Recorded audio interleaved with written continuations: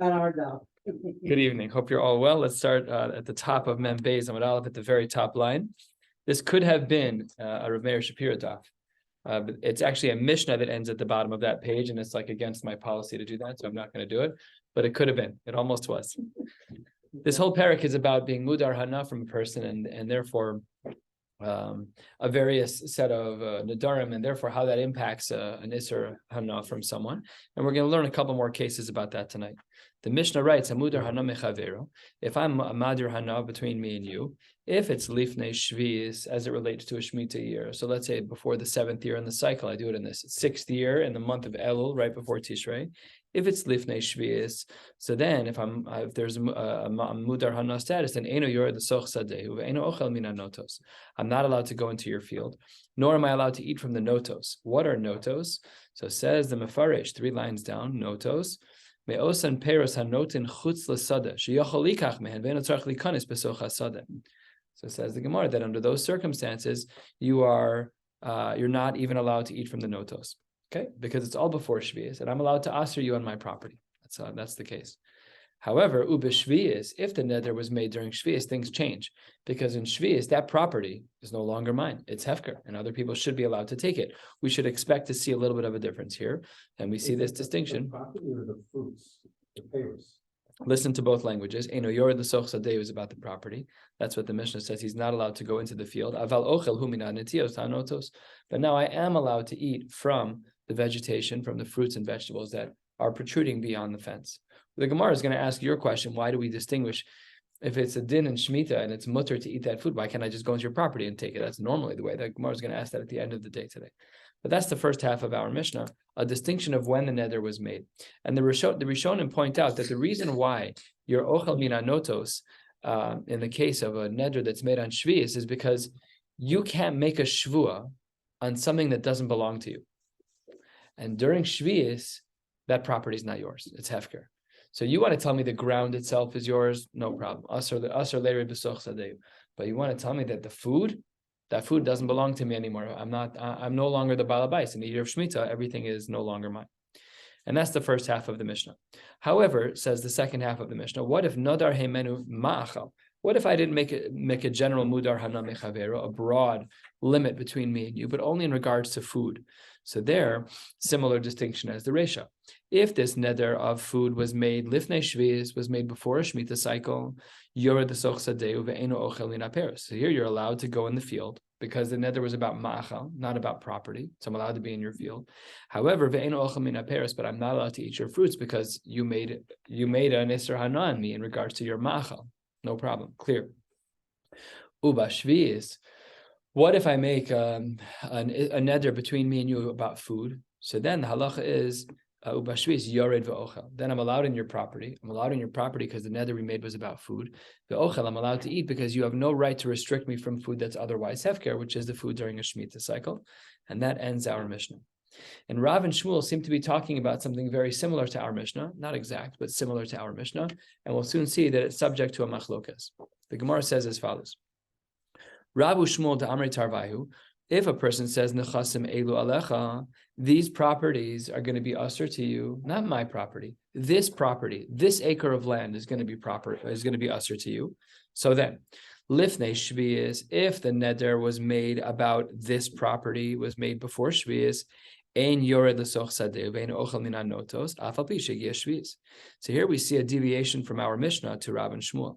Here, if the commitment, if the neder was made on nechasim elu before shvius, I'm not allowed in your field at all because nechasim elu should be aser, and I can't eat any food because nechasim elu should be aser. And here's the chiddush: afal pi shegiya shvius.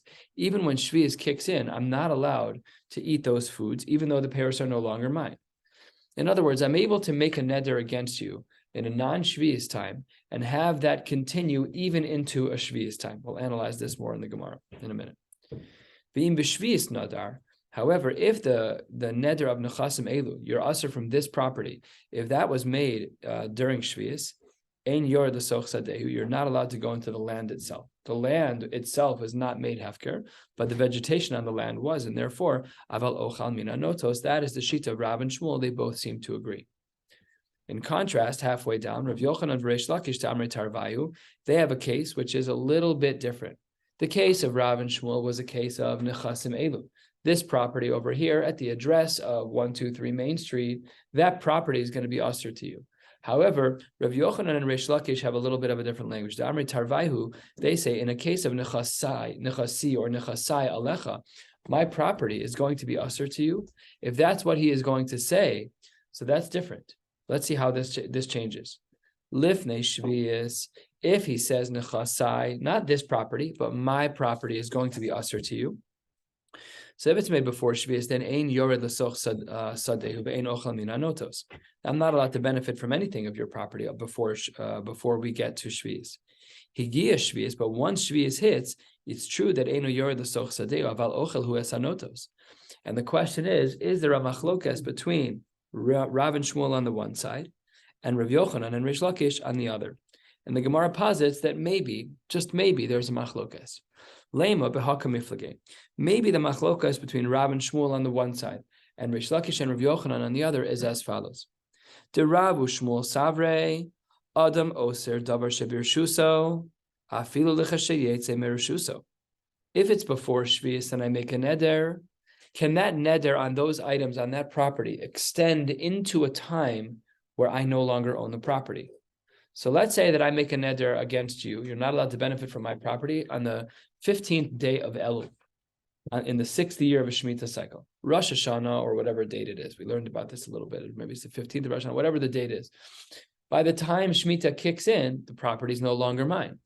So does that moment in time when Shvius kicks in, since it's no longer my property, does my initial neder still apply to you? According to Rav and Shmuel, they hold Adam Oser Davar Shabir Shuso. I can forbid you during a time when something is mine, of course, even when that item leaves my property. So even when we then enter into a Shemitah year, I can still aser you on that property. The Rav Yochanan and Reish Lakish Savre, they are of a different opinion. They hold Ein Adam Oser Davar Shabir Shuso Lichashiyetze Merushuso. Once Shemitah hits, the property is not yours anymore, and therefore someone is allowed to benefit from it, even if I'm a mudar hana. So that's the machlokas, or at least the suggested machlokas that the Gemara posits between Rav and Shmuel on the one side and Rav Yochanan and Reish Lakish on the other. Says the Gemara, this can't be.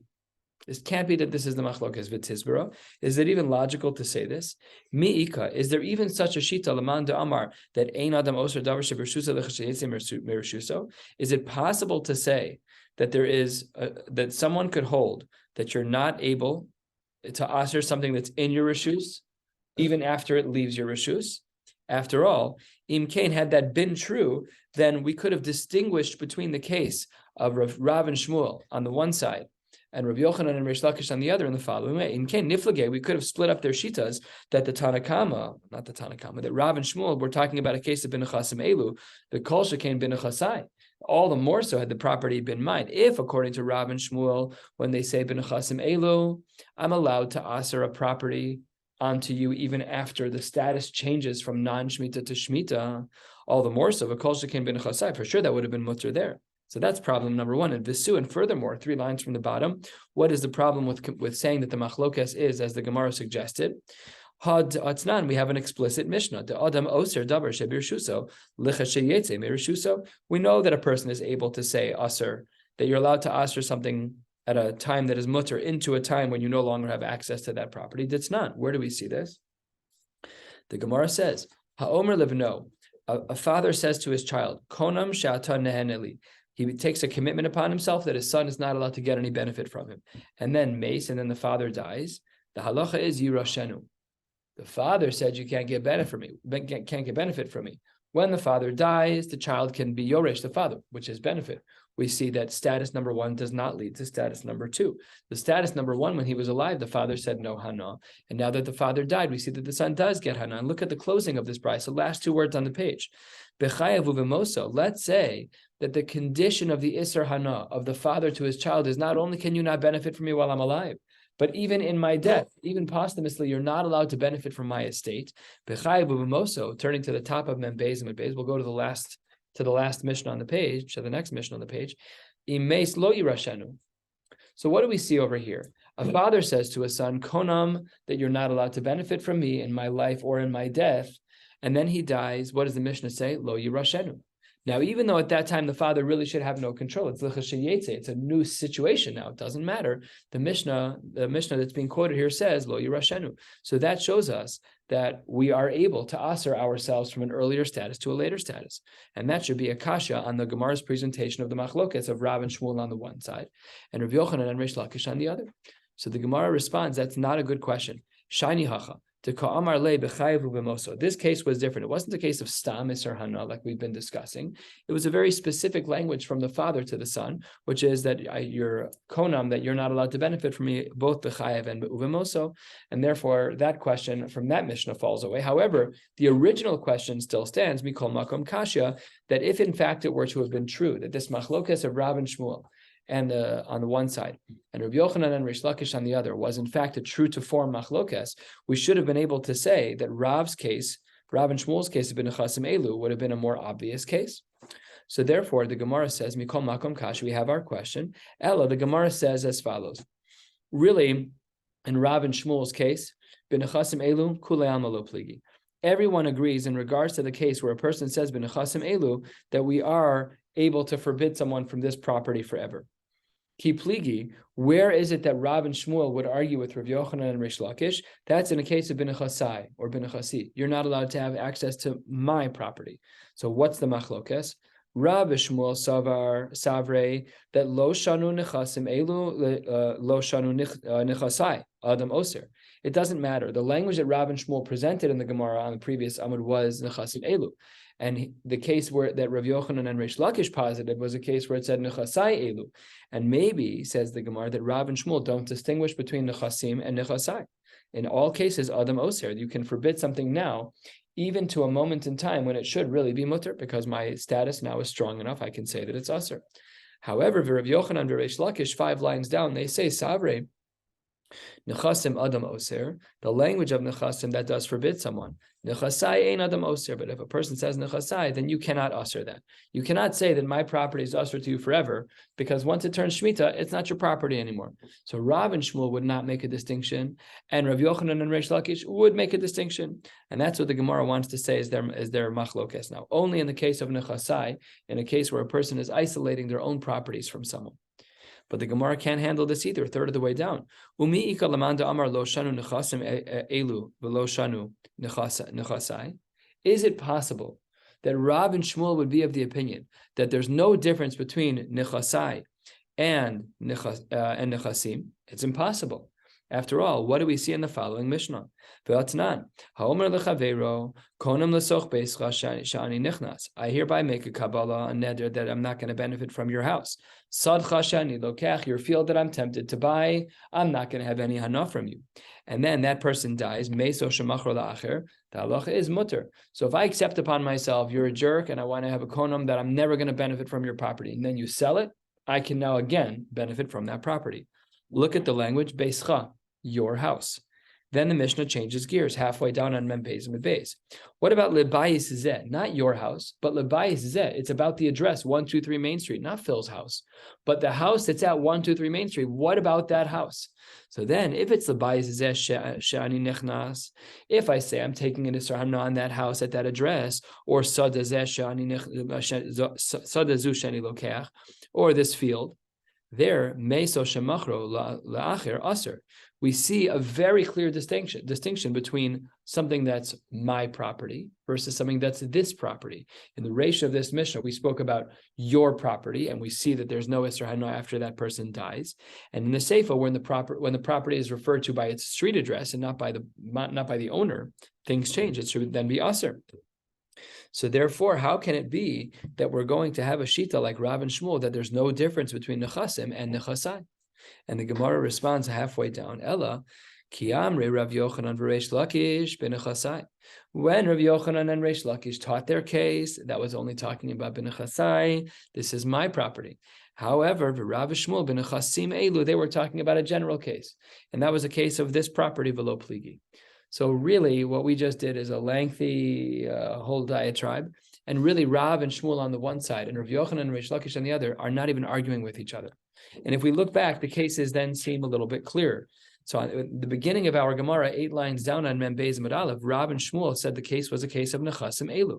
And they said that even when we go into a scenario of Shvius, from non-Shvius to Shvius, I can still hold that food against you because it's the food, it's the Shvius food at the street address of 123 Main Street. It's not my property.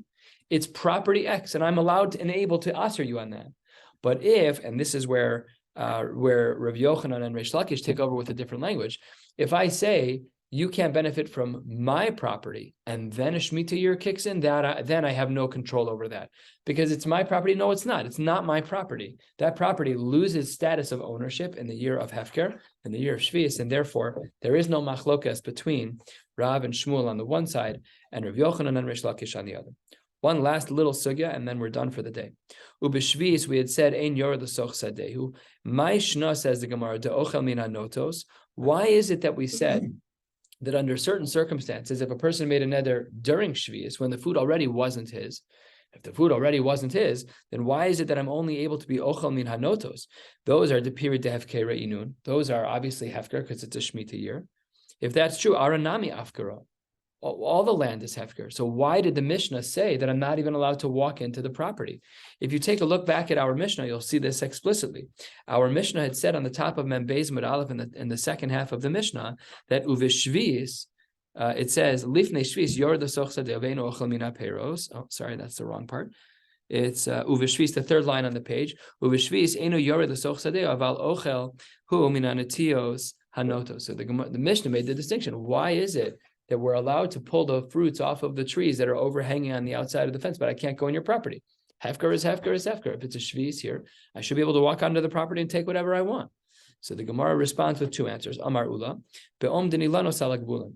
When there are trees on the border of the property and you're able to access fruit, there's no reason for you to go into the property. And therefore, we only allow you to take from the notos, from the branches that are hanging over.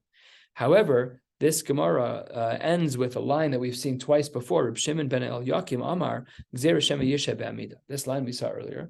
We know that you're allowed to go into a property to take something that is hefker. No problem. I can walk onto a field that's hefker as an ani. I can take the food, no problem at all. What we're concerned about is overstaying your welcome. And halachically speaking, if you overstay your welcome and you start nibbling on food that maybe you shouldn't be eating, or you just stay a little too long and you're being neheneh from the field in other ways, that would be problematic.